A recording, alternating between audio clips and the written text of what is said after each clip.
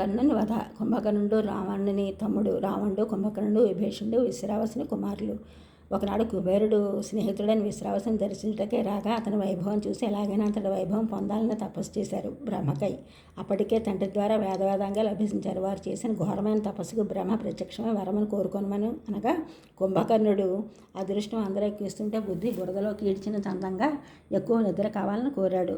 తథాస్తు అన్నాడు బ్రహ్మ. అటువంటి కుంభకర్ణుడు రాముడిపై యుద్ధం చేయడానికి శూలం పట్టుకుని బయలుదేరుతూ ఉంటే సైన్యం తీసుకుని వెళ్ళమని అన్నాడు రావణుడు. అనగా అక్కర్లేదు, నువ్వు అక్కడనే చాలును అన్నాడు కుంభకర్ణుడు. కుంభకర్ణుడితో వానరులు సామాన్యులు కారు, మహాసూరులు, ఒంటరిగా ఉన్నవారిని, ప్రమత్తులై ఉన్నవారిని కానీ వారి చుట్టుముట్టి సంహరించగలరు. కావున సాయుధ బల పరివృతులపై బయలుదేరుము అనెను అని ఆసన నుండి దిగి తమ్ముడిని మణిహారములు, అంగదములు, అంగుళీకములు, కుండలములు, కేరుములతో స్వయంగా అలంకరించి సుగంధ మాల్యాదులతో వారిని అలంకరించి పంపించెను. అన్నకు ప్రదక్షిణ నమస్కారాలు చేసి చతురంగ బల పరివృతుడే బయలుదేరను. వానరులను చూసి సాగర శైలములు ప్రతిధ్వనించగా గర్జించాను. ఆ ధ్వనికి నీల కుముద గవాక్షులు కూడా హృదయకంపములు కంపింపగా పారిపోవచ్చారు. అంగదుడు వారిని వారించెను.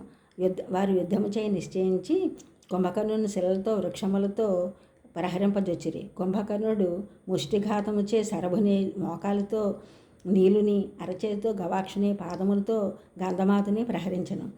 అతని దెబ్బలకు వారందరూ సమస్యలిరి. సుగ్రీవుడు పర్వత శృంగమును తెచ్చి ప్రహరించెను. కుంభకర్ణుడు వక్షమును తలిగి అది ముక్కలయ్యను.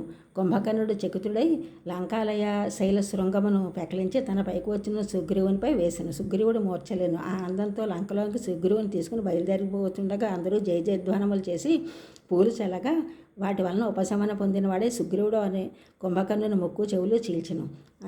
వాటి కారణంగా ముందుకు వెళ్ళడానికి యుద్ధము చేయగా బయలుదేరును.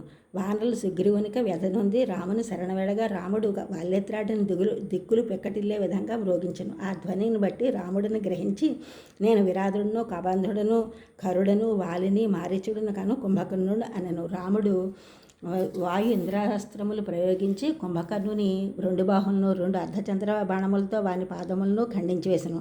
అప్పటికి మొండెము నేలపై పడి దొర్లుతూ నోరు తెరుచుకొని మింగివేయడానికి పైపైకి వచ్చుచున్న కుంభకర్ణుని నోటి యందు బాణములు నింపి ఇంద్రాస్త్రమునే మరల ప్రయోగించి వాని శిరమును ఖండించి వేసెను.